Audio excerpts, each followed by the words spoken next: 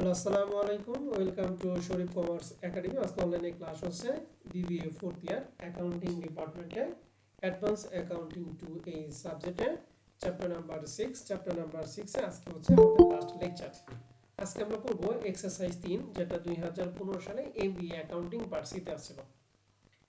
যদি এই চ্যাপ্টারটা পার্ট সি এর জন্য ইম্পর্টেন্ট না, পার্ট বি এর জন্য বেশি ইম্পর্টেন্ট, তবে পার্ট সি এর অঙ্ক করে দেবো, কারণ পার্ট সি অঙ্কটা করলে পার্ট সিও হবে, পার্ট বিও আমাদের হয়ে যাবে। তো প্রবলেম 3 নাম্বার অঙ্কটা এখানে দুইটা সেক্টর বলা আছে। প্রথম হচ্ছে 1 নাম্বার রিকোয়ারমেন্টে এই যে 1 নাম্বারে পারচেজ রিলেটেড কিছু তথ্য দিয়ে আছে, আর 2 এ দিয়ে আছে সেলস রিলেটেড। তো পারচেজ রিলেটেড আমাদের যে তথ্যগুলি দিয়ে আছে, এখানে প্রশ্নে বলা আছে যে purchase from a Japan company for a US dollar equivalent value 7000 to be paid on June 25। তাহলে মে 1 তারিখে পারচেজ করছে জাপান কোম্পানির কাছ থেকে ইউএস ডলারে 7000 ইউএস ডলার, যেটা পেমেন্ট করবে কয় তারিখে বলো দেখি? 25 তারিখে। জুন 25 তারিখ। তাহলে যখন ক্রয় 25 করছো তখন 1 ইয়ানের মূল্য কত ছিল?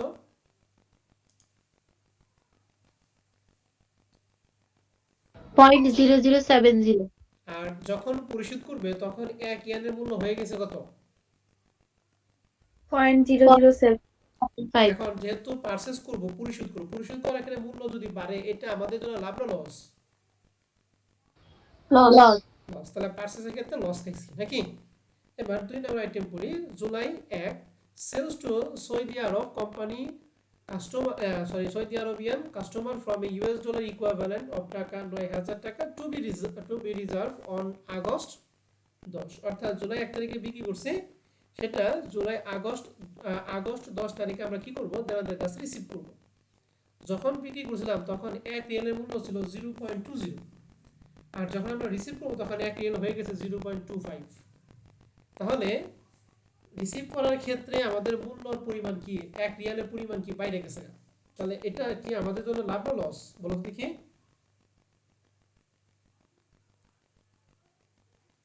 পরিশোধ করার ক্ষেত্রে ইউএস ডলার মানে 1 রিয়ালের মূল্যটা কি বাইরে গেছে?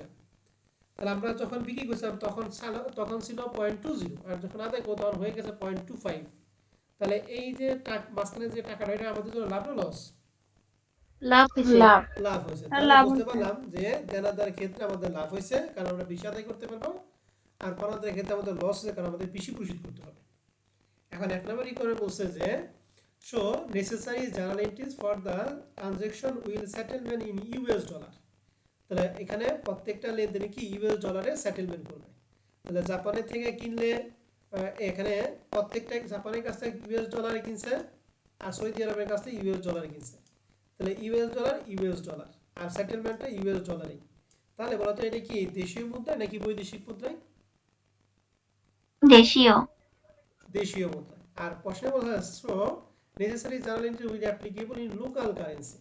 লোকাল কারেন্সি মানে কি, যখন জাপানের কাছ থেকে কিনছে তখন জাপানের টাকা জাপানের মূল্যে পরিশোধ করবে, আর যখন সৌদি আরবের কাছে বিক্রি করে তখন সৌদি আরবের টাকা সৌদি আরবের মূল্যে আদায় করবে। তাহলে দ্বিতীয়টা কোনটা বলেন দেখি? বৈদেশিক। বৈদেশিক। তাহলে প্রথমটা দেশীয় মুদ্রায় পরিশোধ, দ্বিতীয়টা কি বৈদেশিক মুদ্রায় পরিশোধ। এখন দেশীয় মুদ্রায় পরিশোধ করলে কিন্তু লাভ লস কিছুই হয় না, ঠিক না? লাভ লস নাই। কিন্তু বৈদেশিক মুদ্রায় পরিশোধ করলে কি লাভ হতে পারে, আবার কি লস হতে পারে।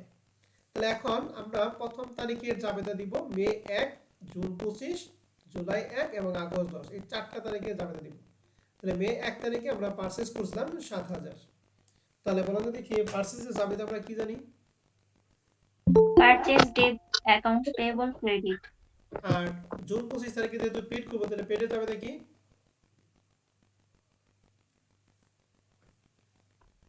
অ্যাকাউন্টস পেয়েবল আর ক্যাশ। অ্যাকাউন্টস পেবল এবং ক্যাশ। তাহলে এই 1 নম্বরের জন্য আমাদের জাবেদা কয়টা হবে বলেন তো দেখি?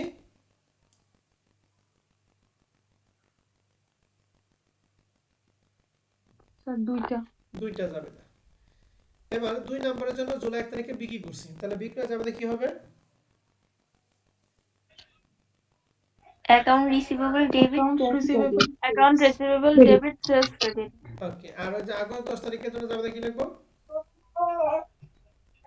Cash debit, Cash account accounts receivable. Cash debit account receivable credit. তাহলে এই যে আমরা যে দেশীয় মুদ্রা বৈদেশিক দেশীয় মুদ্রায় দিলাম, এখানে কিন্তু কোনো লাভ লসের কোনো জাবেদা নেই।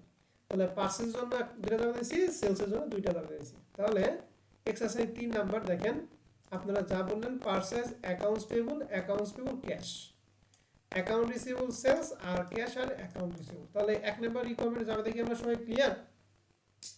জি স্যার। এবার আমরা Yes, 2 sir. নাম্বার জাবেদা হচ্ছে লোকাল কারেন্সি, অর্থাৎ জাপানের কাছ থেকে জাপানের মুদ্রায়, সৌদি আরবের কাছ থেকে সৌদি আরবের মুদ্রায় আমরা কি করব, পরিশোধ করব বা আদায় করব। তাহলে প্রথমটা পারচেজ করছি, তাহলে পারচেজ করছি মে 1 তারিখে, পারচেজের জন্য জাবেদা আমরা একটু আগে যা তাই, purchase debit accounts payable credit. এখন যখন পরিশোধ করব তখন কি আমাদের ডলার রিয়ালের মূল্যটা কি বাইরে গেছে? তাহলে এই ক্ষেত্রে কি আমাদের লাভ হবে না লস হবে বলেন তো দেখি? Loss. Loss of তাহলে লসের Loss জন্য হবে। জাবেদা কি দেই? foreign currency transaction loss debit accounts payable এখন credit. কেউ কি বলতে পারবে লসটা কত টাকা হয়েছে? বের করে বলেন তো দেখি।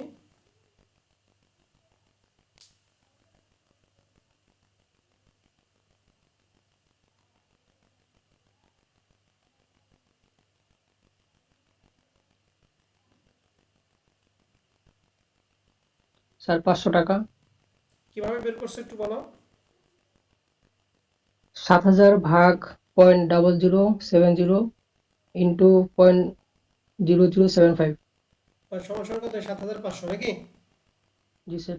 তাহলে কিনছি 7000 টাকা, কিন্তু যখন পরিশোধ হয়ে গেছে 7500, তাহলে 500 টাকা বেশি দিতে হবে, এই 500 টাকার মতো লস।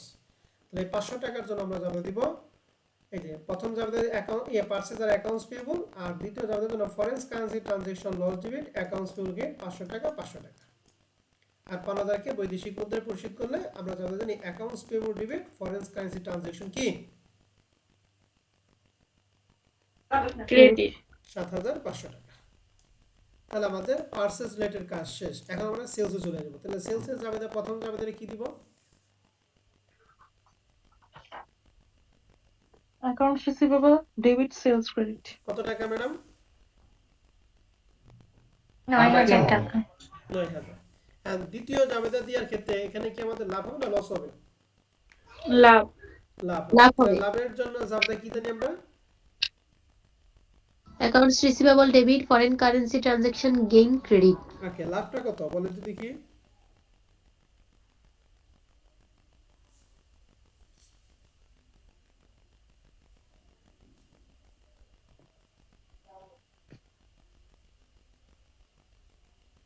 বাইশশো পঞ্চাশ।